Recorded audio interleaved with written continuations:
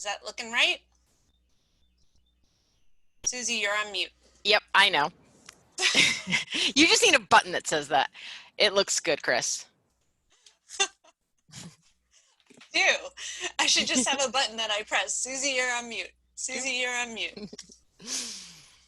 All right, so is it time to get started, Jade? Yes, Chris, we're ready to go. And we're recording? We are. All right. So if I look over to the side, it's only because I moved the chat box out of the way, so that as I'm talking to you and looking at the slides, you won't have to see the chat box in the way because you have your own chat box. So I wanted to, first of all, welcome everyone here today. Suzie and I would love for you to introduce yourself in the chat box. Please make sure that you use that little drop down and select all presenters and attendees so that everybody can see your answers, because we are going to ask you a couple questions along the way. So new friends, old friends, thank you all so much for being here today. So let's go ahead and get started. Our session today is entitled Taming the Tiger, When New Educational Paradigms Roar. So just a little bit about us.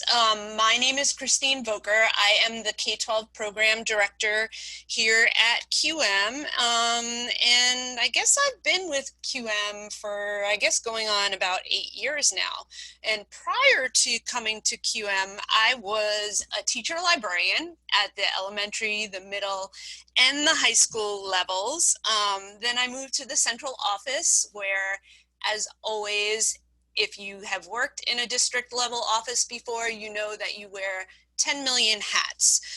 So while I was there, my official title was Technology Integration Teacher Specialist. But of course, the many hats that I wore included helping teachers to integrate technology, like my title said. But also I ran a statewide partnership grant for the state of Maryland. And while I was doing that, my district also said, hey, Chris, why don't you go ahead and start up the online learning program for our district? And so that's a little bit about me and my background. Suzie, I'll let you introduce yourself. Hi, I'm Suzie Scheffler. I am the K-12 program manager for Quality Matters. I started here in July full-time. Prior to that, I was a course facilitator as well as a reviewer and master reviewer. I really related to the changing staircases today in our keynote because that sort of is how my career path has gone. I started out as an elementary school teacher and eventually ended up in adult ed, where I pursued my passion of both math and online learning. And I was the coordinator there for 10 years. I did a little bit of consulting and ID work and ended up at Quality Matters, my home, and working for Chris. So welcome. Working with Chris. So here, thanks, Suzie, for that introduction. We both have a lot in common. We have a lot in common with many of you out there as well. Suzie and I also both happen to own Boston Terriers. But since that's not the focus of today's presentation, we won't talk anymore about that, but we will say that we don't own tigers, and that's what we're going to talk about today.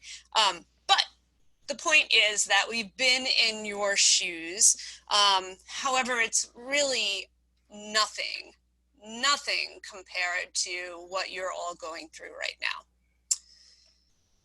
So, where's my mouse? There it is. So first of all, Suzie and I wanted to start by saying thanks for everything.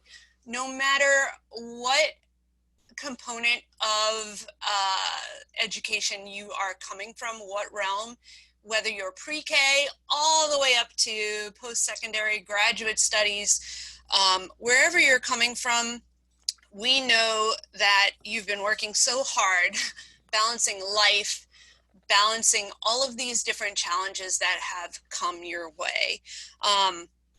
So if you wouldn't mind, we really wanted to know where our audience is coming from today. So if you could put in the chat, whether you're higher ed, whether you're K-12, that'll just let us talk to you a little bit more in depth today.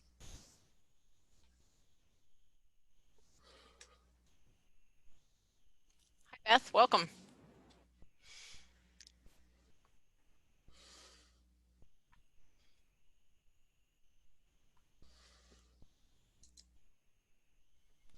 Okay, great. So I don't know about you, but lately I've been feeling a little caged up. I think this is like week 6 that here in Maryland we've had these stay-at-home orders, and Maryland is where I live right now. And you know, for me, I think I've been out of the house maybe 4 times in that last 6 weeks. I've had good days, I've had bad days, and I know that many of you can relate. So how about you? Can you relate to this cagey feeling? Go ahead and put in the chat how you're feeling today, because I know every day is different feelings for you. But how about today?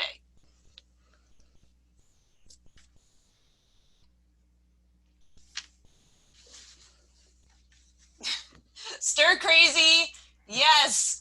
Ready to go outside. I wish I could go outside today. It's a little rainy, but I might go to the mailbox later with the umbrella. Yeah. Stir crazy for sure. I wanted to start out today with a story. Of course, it's about tigers. But no, it's not about a tiger king, although I know that many of you out there have let yourself indulge in that Netflix series. And no spoilers, I am only on episode 4, so don't let me know what happens. However, I do want to know if you have watched the Tiger King Netflix show. No judging, this is a no judging room. But go ahead, come on, come clean in the chat. Important to stay in the know, Chris. I had to watch it. I need to know what's going on in the world. It's very important. That's right. We have to stay in the know. Yes, exactly.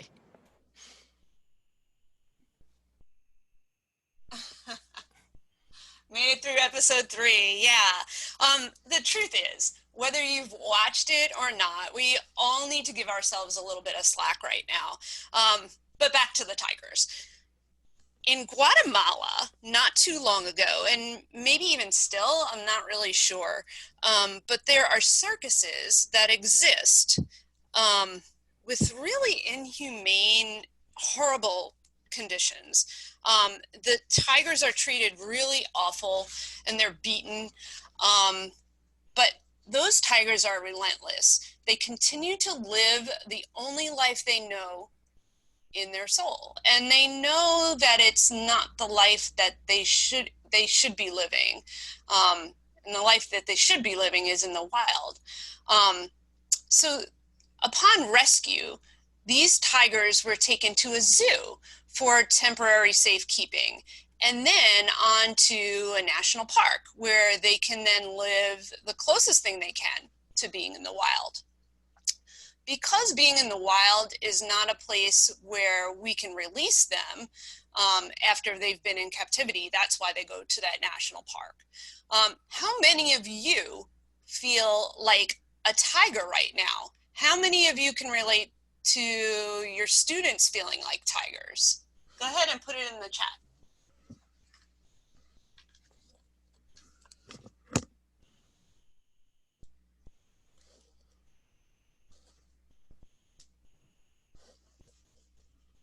Yes, Marcy. Yes, Evan. So the story about tigers in the Guatemalan circus, it really hit home for me. It reminded me of the very thing that we're all working through right now. And it's interesting to see the ways in which that we can relate to a tiger, especially right now in this new education paradigm is roaring.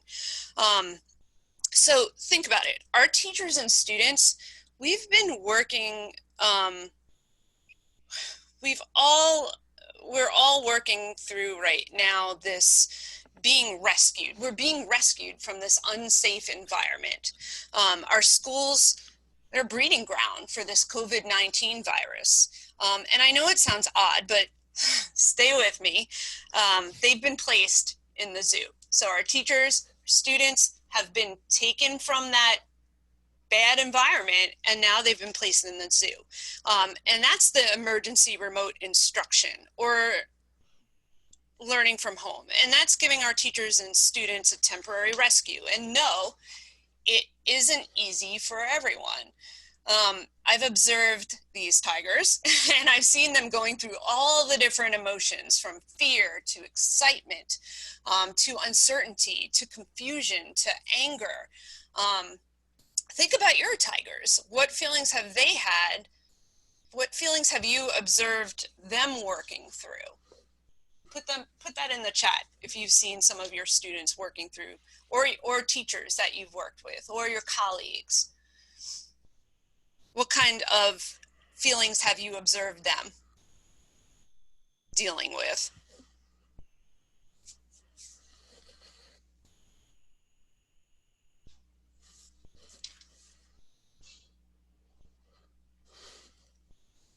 Yep, anxiety, loneliness, isolation. Yeah.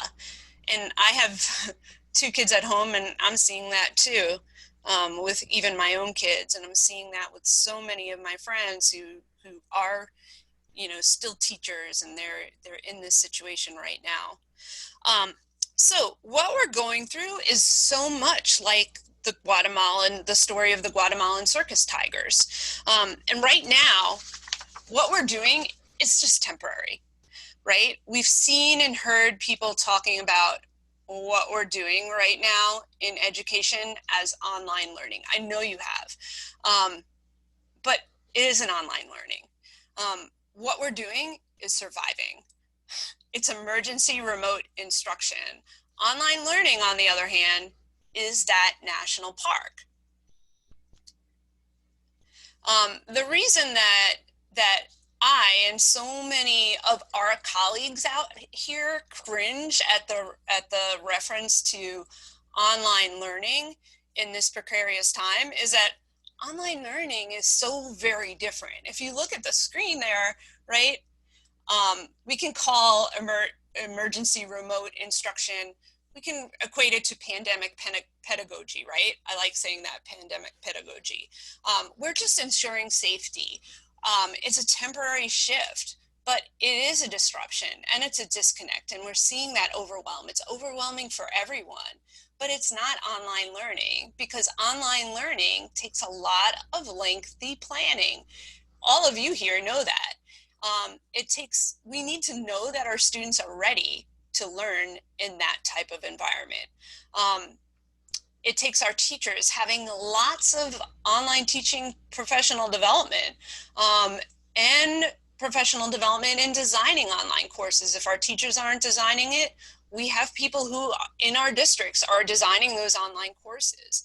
And it has if you're doing online learning right, it's a part of a whole quality assurance process. So when we look at the story of education historically, we know that it's always kind of looked like this. We've never really seen anything like this before. Education is so slow to change. I mean, we've all seen these pictures, right, of the one-room schoolhouse where the students sat in rows. We've all seen that. And today, our learning looks like this, right? It's not that much different. But so for all those years, the shift hasn't been much different. I mean, we're putting technology in those classrooms, and believe me, I know, I've been there trying to figure out where all the computers are going to go in the same classroom setting with the same furniture, with the same setup. So we know that it hasn't changed very much, but now the story is shifting. I mean, just like 2 months ago, we were talking about flexible seating in our classrooms. But now the story is shifting, right? It's an overdrive. Will Richardson, he talks a lot about the changing educational story. And right now he says the story shift is in overdrive. How many of you out there right now feel like you've gone to 0 and 100 in like a matter of seconds? Go ahead and put it in the chat if you feel like that. That you're in overdrive. You've put your foot down all the way on the pedal. Yes, yes, yes. We can't let this be more of the old stories in those new spaces. So I want you to take a minute to think about this question also that comes from Will Richardson. What are the conditions for deep and powerful learning to happen? What conditions need to be there? So go ahead and put in the chat. Ponder that a little bit. Put in the chat what you think those need to be.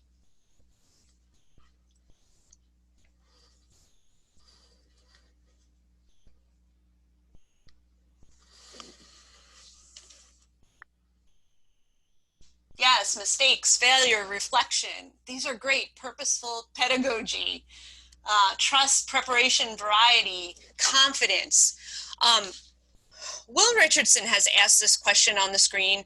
He's asked this to thousands of educators, and these are some of their answers. A lot of what you guys put in the chat, right? Safe learning environments, personal investment, relevance to their lives, positive learning environments, that passion that's there, having good feedback, having teachers and mentors, not time constrained, it being a flow.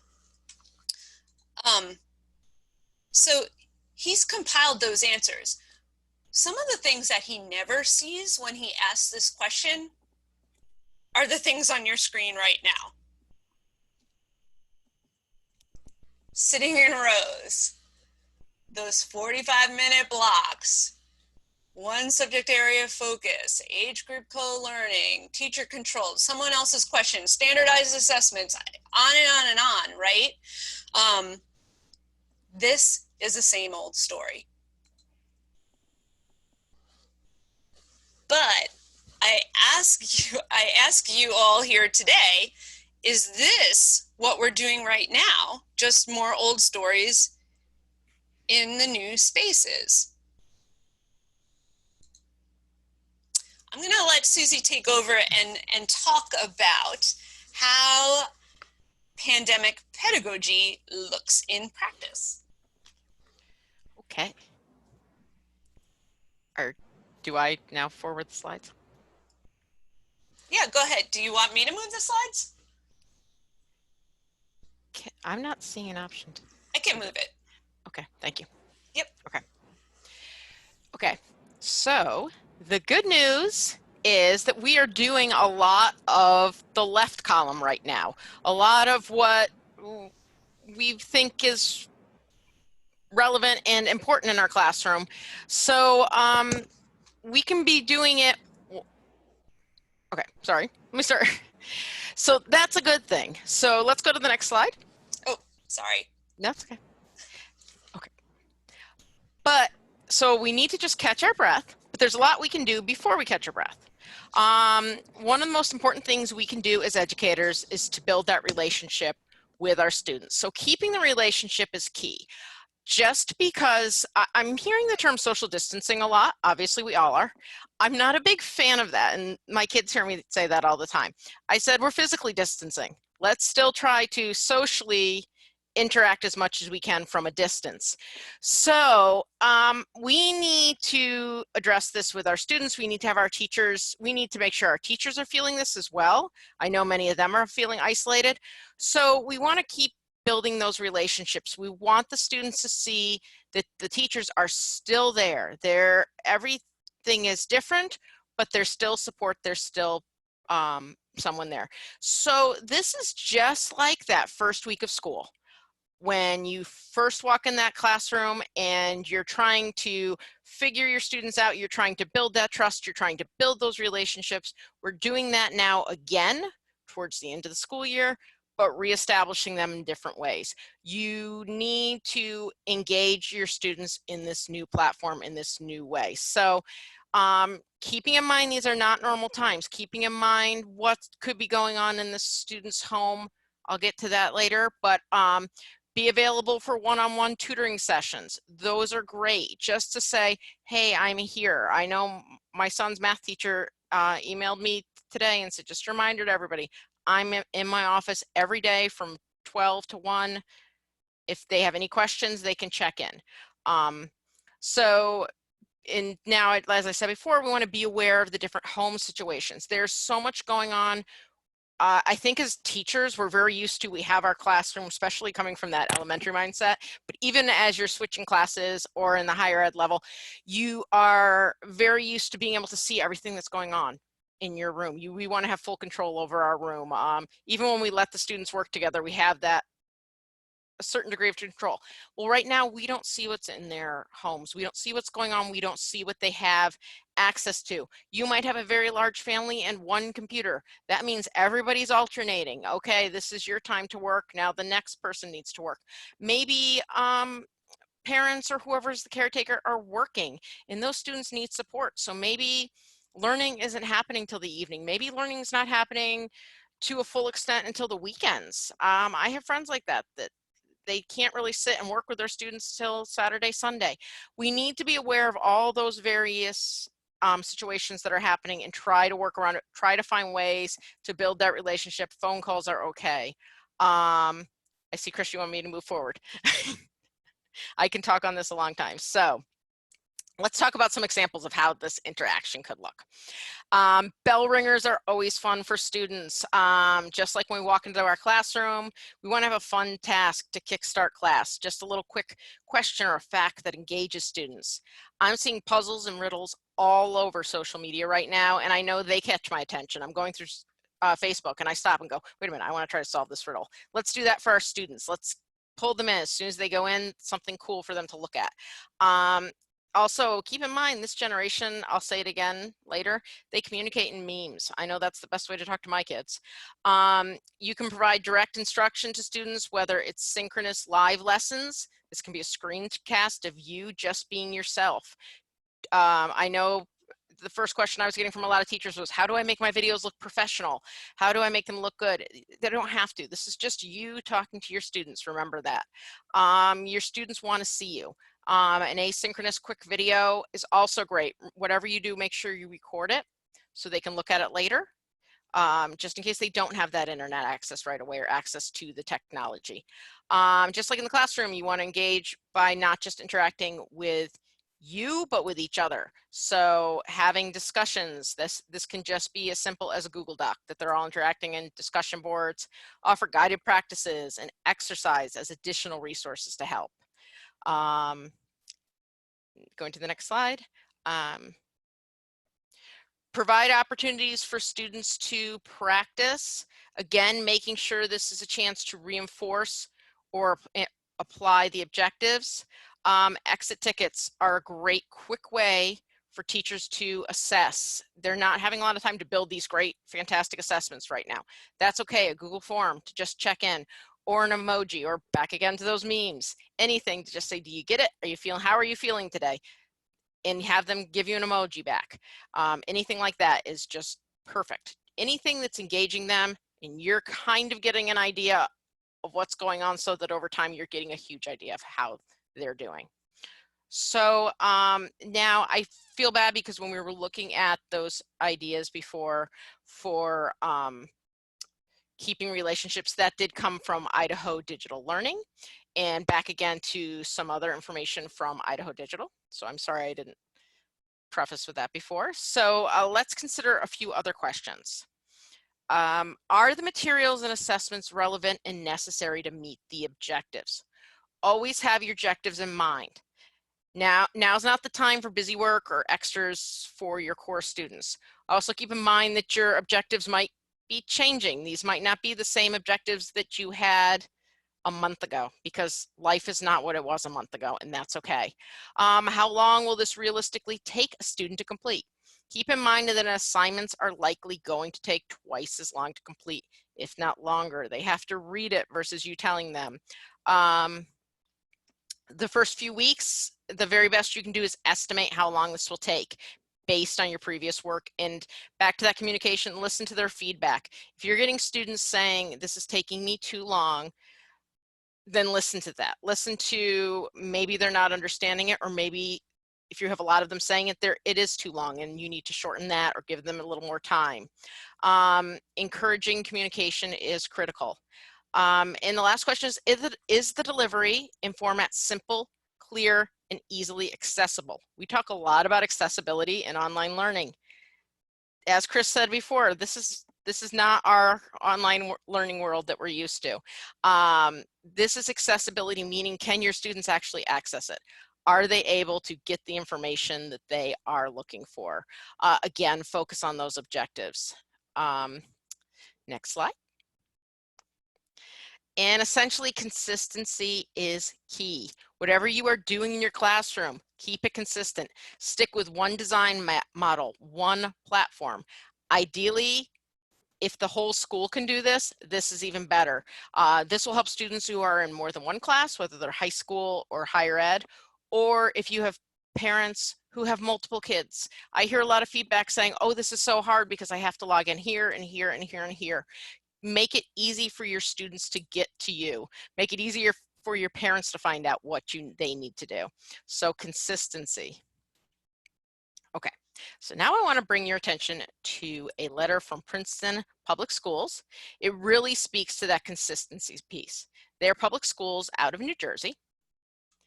And the letter reads, I have to zoom in a little bit. We are ending week 2 of PPS remote learning. Thank you for the photos, the appreciation, and the helpful feedback. Your positive responses are affirming the truly amazing work our PK-12 faculty is doing to translate their teaching expertise into effective distance learning. We appreciate you as well for doing your best to carve out space and time in your work and home life to support your children's needs. They're really taking time to thank everybody for their hard work. And that's really important to say thank you right now. We are working to get it right. The workload and an appropriate amount of synchronous versus asynchronous time with students, the expectations for learning, and a balance of work time, downtime, playtime, and family time. To that end, and for consistency across the schools, grade levels, we are asking teachers to consider a few key principles as they plan their remote learning lessons. Let's take a look at some of those. Key remote learning. Okay, focus on core skills, not content coverage. For right now, this means that we are going to focus on curriculum goals. We may not be able to get to everything. Content will be pared down. You're not going to be able to get to everything you planned before. That's okay, accept that.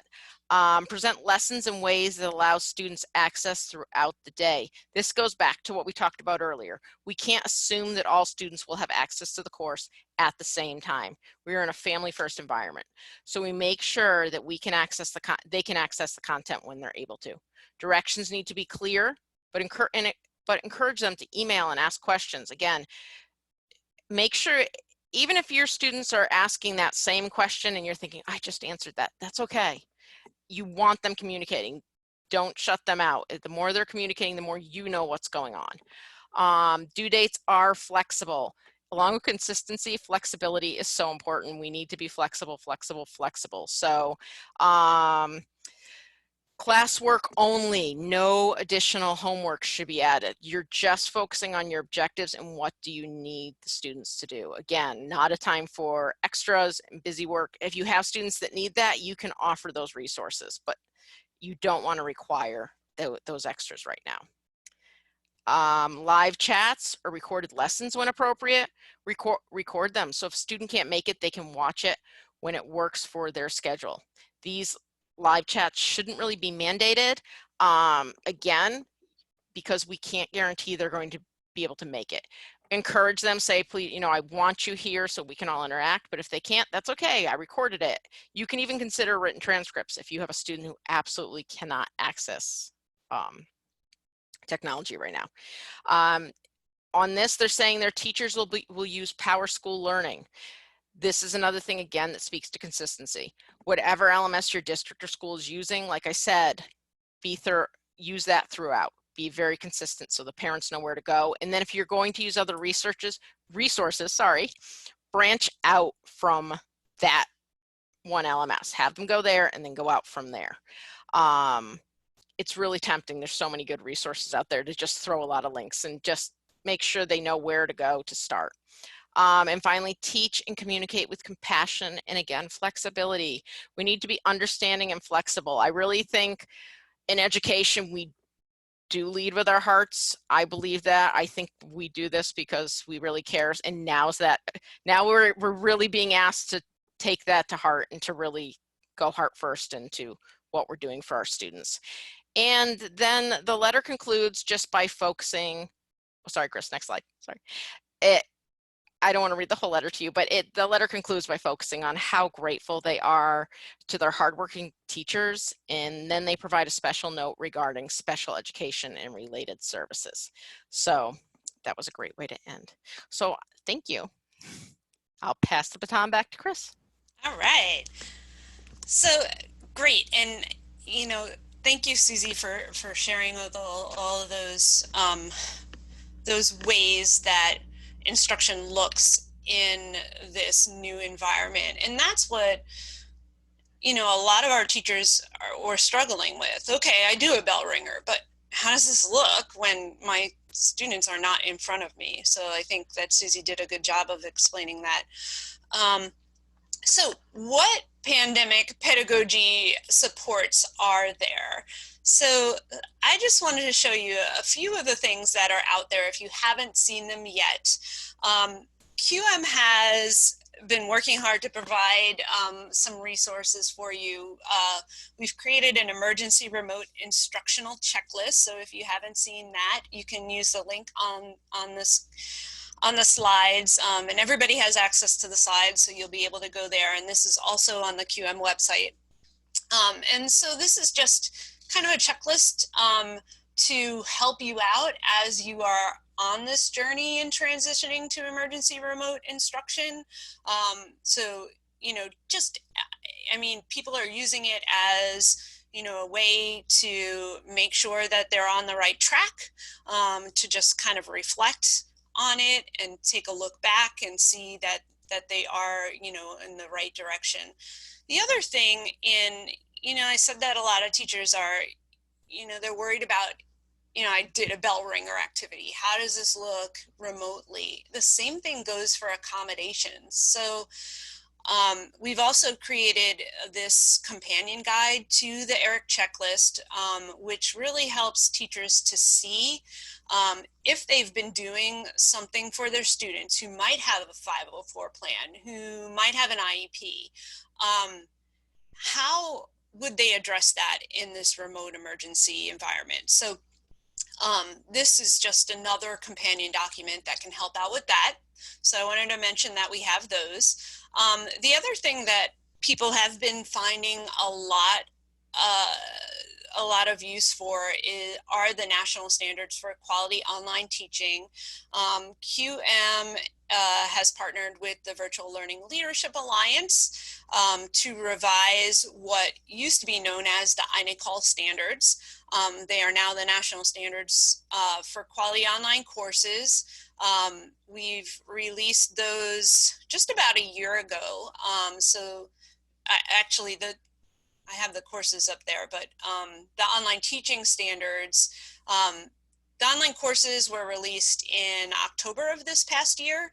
The online teaching standards, which are the ones that probably could help your faculty most right now, those are available at nsqol.org, and those were released in April of this past year. And we're working on different supports for those as well. One thing I wanted to note is that this is an infographic that comes from Allison Yang.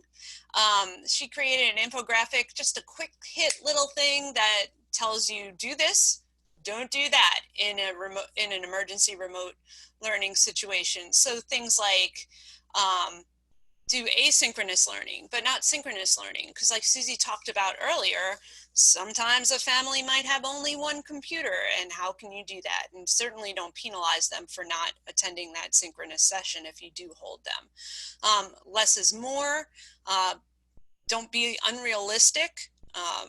You know, we like to say that in this new environment, things might take your students twice as long that it did in the past in order to get things done.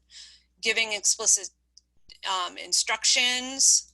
So all of these things, don't be too open-ended, but specify your expectations. Definitely be empathetic right now. Communicate consistently. Try not to, definitely don't mix up your communications with those multiple platforms like Suzie also mentioned earlier. It's very confusing to parents, very confusing to the students if they have to go to all different platforms. So use what you have, right? Now's not the time to also start anything new. Seek student feedback. Identify lesson objectives. Don't just give random activities. But that's, you know, I like that that infographic because it kind of has those really quick, and it's a good way for you to just look and see, okay, check yourself. We also have been doing QM Quick Bites. You can find them on Twitter if you follow Suzie and I.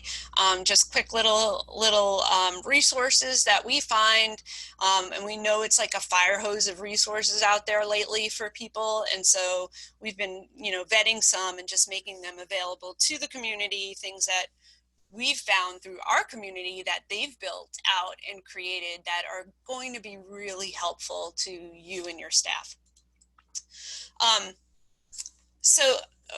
We really wanted you to know that this pandemic pedagogy, it's not forever.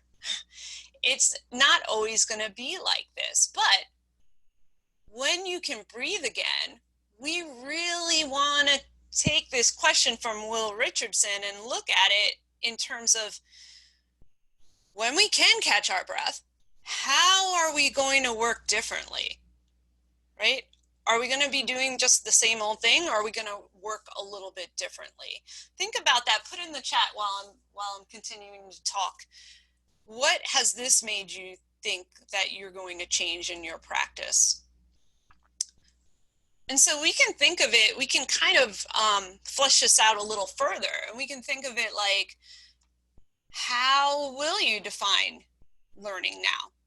What are you learning right now? What are you learning right now? And what are the values, systems, structures that matter most now and moving into the future?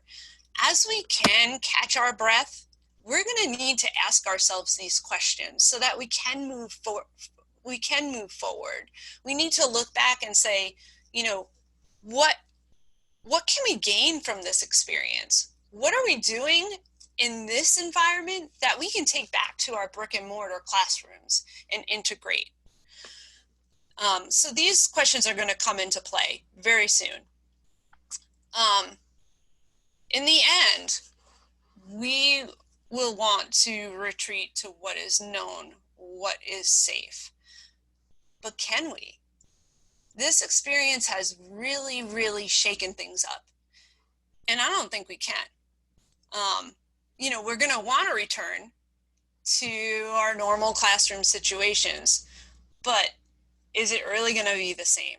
And that's going to, you know, be very interesting to see. And the other thing we need to think about is when you can catch your breath again, how will you move towards quality? I don't know why I have this picture here. I don't know. Because it's a very cute little happy kitten. I know why. Because the kitten is taking little baby steps, right? So yeah, so we need to take these baby steps to get to that quality environment. Right now, we're not there, and nobody expects any of us to be there right now, right? We need to take the baby steps in order to get there. We need to get from the emergency remote instruction to the online learning. Remember, it's so different and it takes a lot of time. It's a whole process. And there's a bridge. There's a bridge to getting there, and you'll be happy to know that Quality Matters is starting to work on that bridge to help you move from that emergency remote instruction to quality online learning. But there are supports there that can help you, right? So we know that there's the standards from the Quality Matters rubrics. Those are there to help us. And there's a lot that we need to consider, right? That goes into creating a high quality, high touch online learning situation. It's not just the course itself. There's a whole lot of supports around that, right? And I'm probably preaching to the choir here, right? But there's how your teachers deliver that content. There's the content that's within the course itself. The whole framework that your district is putting around this new program, right? What is the platform that you're using? Just here in Maryland, I've seen a school district here in Maryland jump out of Blackboard and jump right into Schoology just last week because things weren't working for them. So, just having that infrastructure there and making sure that your staff is ready and getting them ready. And now's the time. We don't know what's going to happen in the fall, so we need to prepare them. The other thing I don't have in these slides is that QM has put together a package of different PD pathways, depending on where your staff is, that you could take a look at. More like bite-sized chunks of PD, so it's a lot of web conferencing workshops, 2-hour bites that you can look at and see if those are appropriate for your teachers. In our K-12 program, we also have some 1-week workshops that are really precision focused on certain topics, like in your instructional materials, like the learning activities that you put into your courses. So that's another thing that will be coming your way very soon. You'll be able to see. So let's put things in perspective as we end here, so we have some time for questions. Rest assured, the kids are learning. But as I heard from Will Richardson, it may not be what we expect they're learning. I heard this from Will Richardson. He's someone I've been following for a long time, for like 20 years. But I've also seen it in my own home, right? So my son is a part of the broadcasting program at his school. He does segments on national holidays. So he does these segments that he puts together and airs every Wednesday, as well as being an anchor for the news station. But I've seen him start to do like a vlog now. Just of his experience with this whole COVID-19. He's learning how to put that together. They're learning how to do this broadcast virtually now. So, it might not be what we think they're learning, but they're learning. So I wanted to end with these steps. I want to make sure that you slow down and you take some breaths. And I need to learn to follow my own advice. But we really need to know that we have to lay up on the gas pedal a little bit. We have to slow down.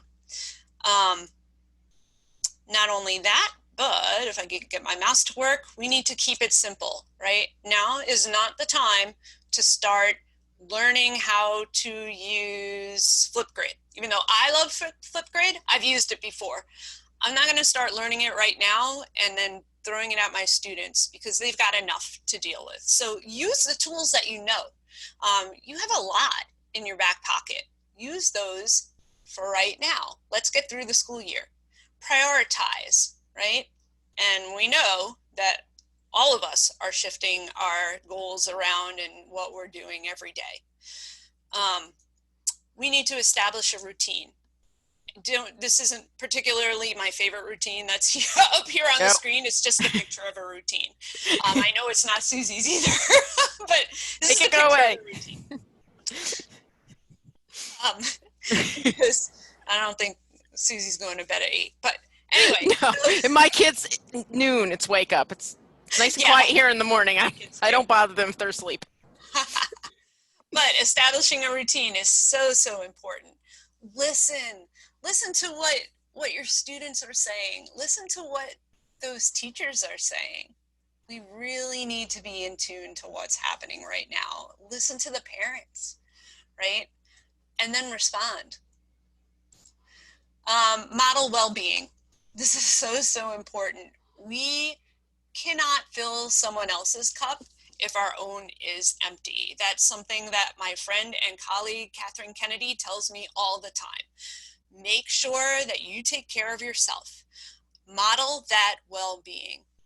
It's going to go a long way. And lastly, everyone here better get highly effective on their yearly evaluation for technology integration. I can say that because I was a technology integration teacher specialist. So I wanted to leave you with that. And the fact that in the long run, Tigers are going to be okay. You and your students are all going to be okay. You do the best you can. And that's what we want to leave you here with today. I think we have a few minutes for questions. And I see there's a question, is there a similar checklist for higher ed? Yes, there is. So if you go on the Quality Matters website, right on the same link that takes you in this slide deck, that takes you to the ERIC for K-12, right beside it is the ERIC for higher ed. So you'll be able to access that there. Can you provide all those links to resources again at the end? You guys have access to this slideshow, and so you'll be able to access them right from the slides.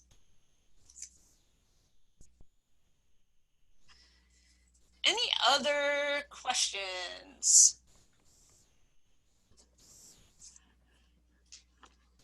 Suzie, any last minute things you want to say? No, it's been a pleasure. Yeah. And I've just enjoyed reading the chat as you were talking, Chris, because it's really great to see everybody else. We're all kind of, I feel like everybody's in the same place and the same mindset. So we are. Yeah. Together we can all do this. Mm-hmm. We can do this. If you do have some questions,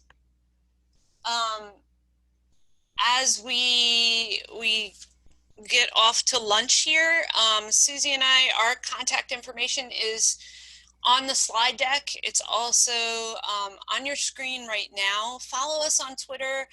We also have a K-12 Twitter handle that you can follow. We do Twitter chats through that handle from some of our community members. So we're happy that they've been involved with that. But we do hope that you stay in touch with us and ask us questions as you have them. Yes. Oh, and can I just want to throw in there really quickly too. Mondays and Thursdays, I do have office hours at noon. Great. If you want to DM me for the link, or if anybody in your staff feels they could benefit from just brainstorming ideas, chatting, whatever, just know I'm available at those times. So.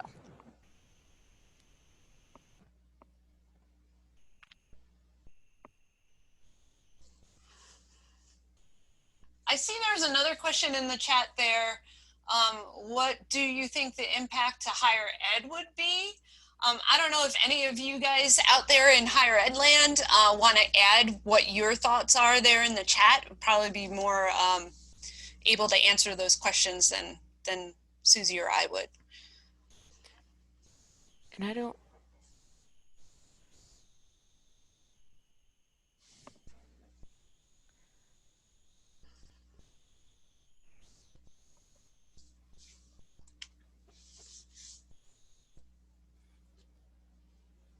I think we might be out of time, Jade. Should I You are stop sharing? correct. It is now Yeah. time for lunch. Yay! So thank you so much, Chris and Susie, for a wonderful presentation.